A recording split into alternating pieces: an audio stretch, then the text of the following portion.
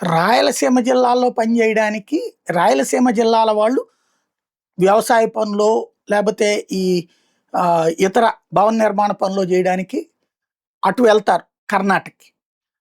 చిత్తూరు వాళ్ళు తమిళనాడు వెళ్తుంటారు. చిత్తూరు, నెల్లూరు వాళ్ళు. ఇటు కోస్తాలో వాళ్ళందరూ కూడా హైదరాబాద్‌కి పోతా ఉంటారు. ఉత్తరాంధ్ర వాళ్ళు వచ్చేటప్పటికి అటు ఒరిస్సా వైపు పోతుంటారు. వాళ్ళు రెండు వైపులా పోతుంటారు.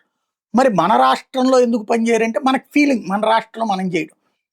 మన వాళ్ళు వేరే రాష్ట్రాలకెళ్ళి పనిచేస్తుంటారు. వేరే రాష్ట్రాలోళ్ళు మనకొచ్చి పనిచేస్తుంటారు. ఛత్తీస్‌గఢ్‌లో ఎన్నికలు జరుగుతున్నాయి అంటే మనకిక్కడ మనుషుల కొరత ఏర్పడతారు.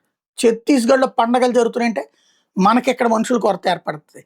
ఒరిస్సాలో ఉత్సవాలు జరుగుతున్నాయంటే ఒరిస్సాలో ఎన్నికలు జరుగుతున్నాయంటే మనకిక్కడ పనులు కొడతారు. ఇప్పుడు తెలంగాణ వాళ్ళకి బీహార్ ఎలక్షన్ ఇదే బెంగాల్ ఎలక్షన్స్ ఇంపాక్ట్ పడుతుంది. బెంగాల్ వాళ్ళు అనేక మంది తెలంగాణలో పనిచేస్తున్నారు. ఇప్పుడు గత 4, 5 రోజుల నుంచి బెంగాల్ ఇంపాక్ట్ వాళ్ళ మీద పడింది. స్వర్ణకారుల పని అయితే చాలా వరకు ఆగిపోయింది.